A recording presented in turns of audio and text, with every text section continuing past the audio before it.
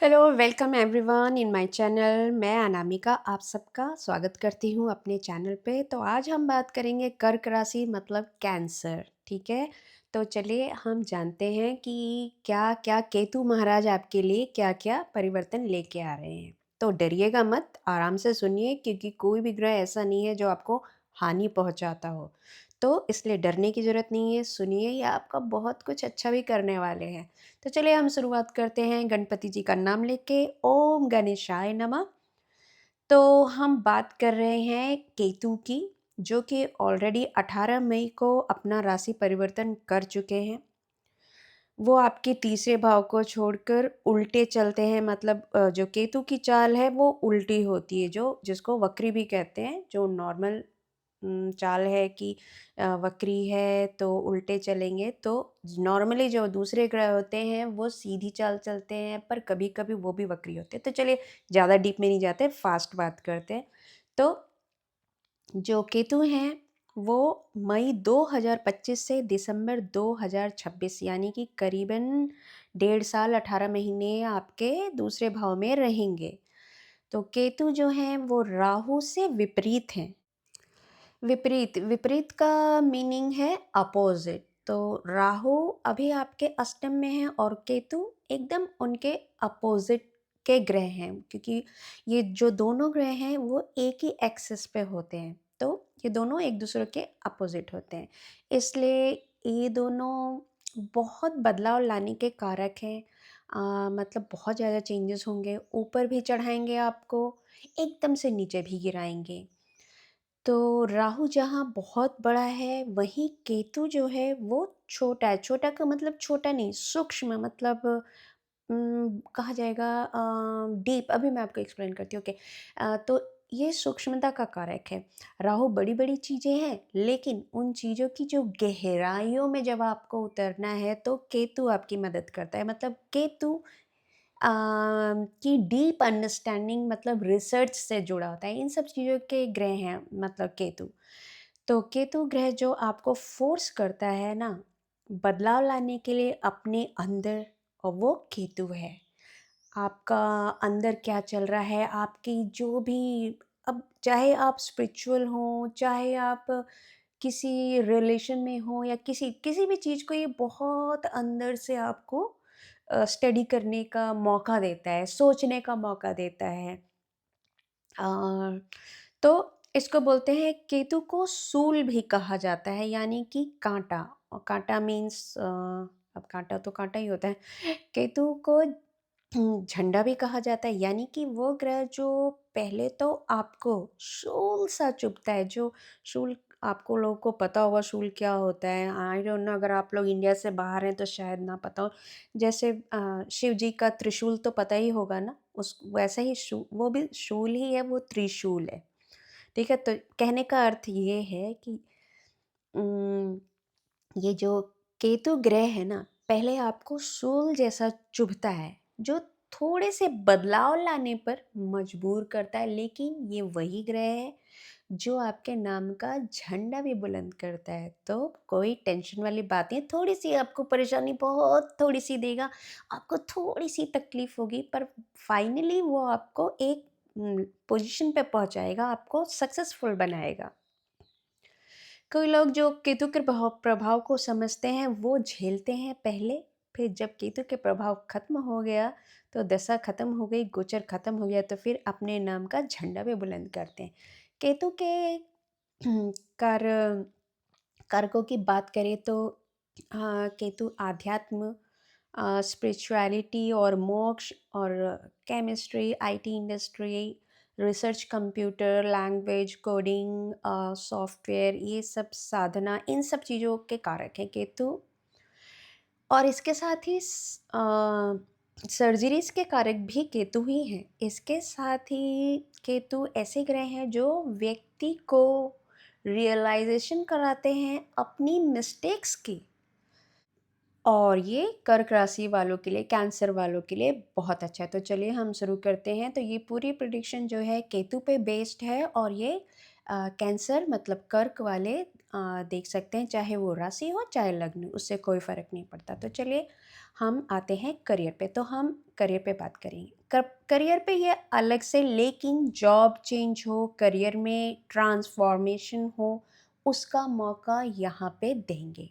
दूसरा पॉइंट जो है, आपके धन स्थान है, माने मनी से रिलेटेड आपको विवश करेंगे कि आप सोचें कि किस प्रकार से और कैसे पैसा कमाएं, अपने कंफर्ट जोन से निकलकर हो, नई चीज़ों को सीख कर हो, या फिर केतु ना आपको, मैंने कहा कि केतु जो है रियलाइजेशन करवाते हैं, तो आपको शायद वो रियलाइजेशन होगा कि हाँ भाई, पैसा कमाना है भाई। अगर जॉब ऐसी है कि भाई बहुत पैसा है, अलग चीज़ है, पर आज के टाइम में अगर आपकी जॉब में बहुत पैसा नहीं है, या आप जो भी कर रहे हैं उसमें पैसा नहीं है, तो आपको निरंतरता से अपने पैसे को बढ़ाने की कोशिश करनी चाहिए। इवन जो लोग जॉब करते हैं, मैं बोलूँगी कि उनको तो मैं हमेशा ही बोलती हूँ, कोई ना कोई अपने पास एक मीडियम ज़रूर रखना चाहिए।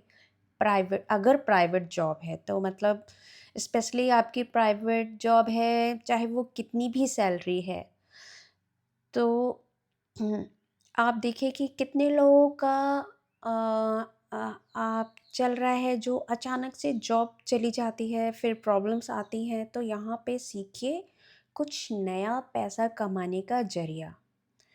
और फिर तीसरा मैं आपको बोलूँगी, आप सेविंग स्ट्रैटेजीज़ और मनी मेकिंग स्ट्रैटेजीज़ इन पर भी काम करिए, और आप काम कर पाएँगे, सेविंग्स भी कर पाएँगे, पर आपका ध्यान बहुत जाएगा।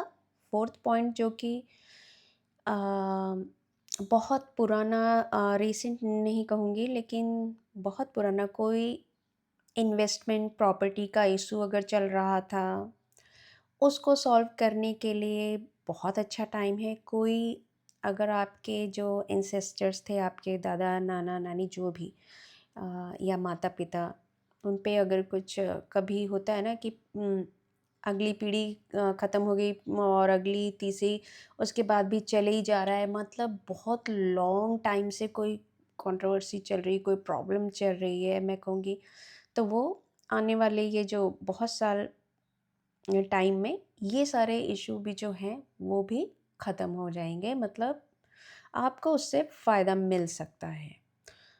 और फिर आते हैं जो केतु जो हैं आपके सेकंड हाउस में, लैंग्वेज सीखने का भी आपको मौका देते हैं, तो हो सकता है आप कोई नई लैंग्वेज सीखें। आपको हो सकता है ऐसा कोई मौका मिले कि आप मतलब लैंग्वेज सीखने में इंटरेस्ट हो जाएं। और जो सेकंड हाउस में केतु का मनी मेकिंग भी होता है, मनी मेकिंग स्किल्स आप देखेंगे, कुछ ऐसा आप सीख पाएंगे जो आपको बहुत जल्दी से पैसा कमा के दे देगा। कोई स्किल्स होती हैं, बहुत टाइम लगता है, फिर बाद में पैसा आए या ना आए, कभी कभी होता है, तो एकदम से पैसा उसे आपको, जो आप नई स्किल सीखेंगे उससे आपको अचानक से पैसा कमाना शुरू हो जाएगा, तो यहाँ पर भी उस चीज़ का आपका योग बन रहा है। तो कहने का मतलब है कि मौके मत जाने दीजिए। अगर आपको लगता है आप कुछ सीख सकते हैं, देखिए सीखना तो हमेशा अच्छा ही होता है, आपको हमेशा काम आएगा कुछ भी सीखना। तो उस मौके को ना जाने दें, अपने लिए एक टाइम निकालें जॉब के बाद, अगर आपको कुछ पार्ट टाइम कोर्स करना चाहें, कुछ भी, तो वो आप करें, क्योंकि ये आपके लिए प्रॉफ़िटेबल हो सकता है, ठीक है? तो अब हमारा जो नेक्स्ट पॉइंट है बहुत इम्पॉर्टेंट है, कि जो, क्योंकि जो केतु है वो सेकंड हाउस के, वो आपके डाइट से भी रिलेटेड है, तो बहुत ध्यान देना है, क्योंकि अगर आप 16 18 ट्वेंटीज़ में नहीं हैं, और आप अगर 36 46 में हैं, 50s में हैं, तो प्लीज़ अपनी डाइट का बहुत ध्यान रखें, क्योंकि केतु इस पे बहुत अफेक्ट करते हैं, तो अपने खाने पीने का बहुत ध्यान रखें, नियम से खाएं, हेल्दी फूड खाएं, ज़्यादा तले भुने स्पाइसी चीज़ें ना खाएं, अवॉइड करें। कभी कभी तो देखिए सब चलता है, पर आप कोशिश करें कि अपना हेल्थ के लिए अपनी डाइट पे बहुत ध्यान दें। और अब नेक्स्ट पॉइंट जो है, जो सेकंड हाउस का केतु जो होता है वो अकल्ट से भी जुड़ा होता है, क्योंकि ये भी एक लर्निंग का भाव है, क्योंकि ये भी लोग सीखते हैं। तो जो सेकंड हाउस है वो जो कि मैंने पहले भी बताया, आप सीखने का बहुत मौका मिलेगा और आप इस मौके को जाने भी मत दीजिएगा। तो यहाँ पे बात कर रहे हैं हम अकल्ट की भी। तो जो दूसरा भाव विद्या का भाव है, जिसे कहा जाता है अष्टम में से, क्योंकि सप्तम में है, यानी कि ना, अगर आपने कुछ सीखा था ऑकल्ट में, उसको उपयोग करने का मौका मिलेगा। नेक्स्ट पॉइंट है, अगर आपने कोई लोन लिया है जिसकी आप इंस्टॉलमेंट नहीं भर पा रहे थे, या वो लोन ख़त्म नहीं हो रहा था, तो आपको ये भी मौका मिलेगा कि आप अपने सारे लोन कंप्लीट कर पाएँ, सब पे कर पाएँ। तो ये टाइम इसके लिए भी अच्छा है। हो सकता है कि आप अपने सारे लोन्स चुका पाएँगे इस समय में। तो नेक्स्ट पॉइंट है कि आप हर चीज़ को पढ़ना, आपके अंदर एक रीडिंग हैबिट आएगी, आपको हर चीज़ पढ़ने का मन करेगा, जिसमें हो सकता है आप आपकी जो जॉब से रिलेटेड जो टेक्निकल बुक्स हैं आप उनको पढ़ें। नहीं तो आपका ज़्यादा झुकाव जो होगा वो रिलीजन की तरफ, रिलीजियस बुक्स के तरफ, जैसे शास्त्र हो गए, वेद पुराण हो गए, आप वो सब पढ़ेंगे। कुछ भी हो सकता है, वो रिलीजन से रिलेटेड रिलीजियस बुक्स पे आपका बहुत ज़्यादा पढ़ने का मन करेगा, पर वो कुछ भी हो सकता है आप अगर स्टूडेंट हैं, तो आपका पढ़ाई में बहुत मन लगेगा, चाहे वो हिस्ट्री है, केमिस्ट्री है, फिज़िक्स है, कुछ भी हो। बस आपको पढ़ने का, आपको बहुत ज़्यादा पढ़ने में इंटरेस्ट आएगा, और मेन जो है वो आपका रिलीजियस उसमें ज़्यादा जाएगा, अट्रैक्शन होगा आपको। आप वो किताबें पढ़ना चाहेंगे कि हमारे ग्रंथ क्या हैं, हमारे पुराण क्या हैं, तो आपको रीडिंग का ये बहुत अच्छा टाइम है। केतु आपके ज्ञान को तो बढ़ाएगा, साथ में जो आपकी जॉब में है उसमें भी हेल्प करेगा।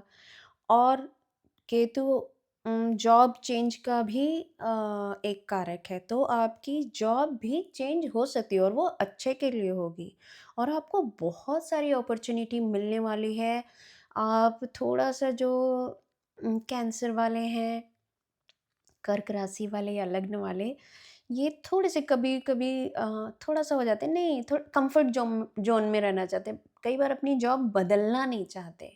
तो अगर आपके पास कोई ऐसा मौका आए जो कि सच में अच्छा हो, तो आप कम्फर्ट ज़ोन से थोड़ा बाहर निकलिएगा, और अपनी जॉब अगर आपको लगता है, तो आप अपनी जॉब चेंज करिएगा, क्योंकि उससे आपको फ़ायदा होने वाला है।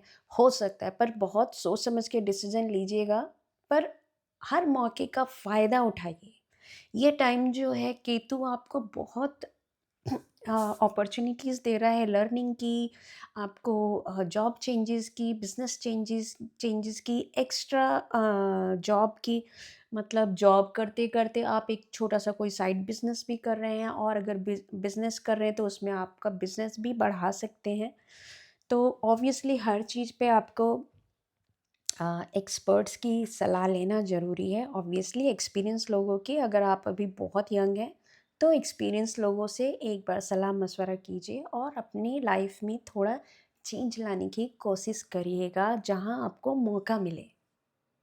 तो नेक्स्ट हम बात करते हैं कि प्रॉपर्टी, बहुत टाइम से जो अटकी हुई थी, जो बस आप यही चाहते थे कि भाई ये प्रॉपर्टी किसी तरह निकल जाए, बिक जाए, बस कम रेट पे रेडी हूँ, कोई भी, या तो कोई डिस्प्यूट है प्रॉपर्टी पे, या कोई कोई भी प्रॉपर्टी डिस्प्यूट होगी। अब कोई बड़ा व्यक्ति या कोई भी पावरफुल पर्सन बोलेगा, भाई मुझे तुम ये प्रॉपर्टी दे दो, बाकी मैं देख लूँगा।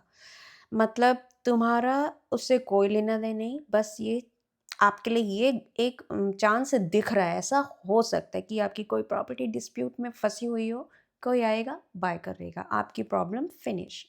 नेक्स्ट है कि सेकंड हाउस का केतु फैमिली पे क्या असर डालेगा, तो मैं कहूँगी फैमिली में प्रॉब्लम्स, डिस्प्यूट्स काफ़ी होंगे, फैमिली में परेशानी इन द सेंस कि अ, आप लोगों में मतभेद होंगे, आप लोग एग्री नहीं करेंगे, तो ये थोड़ी प्रॉब्लम हो सकती है।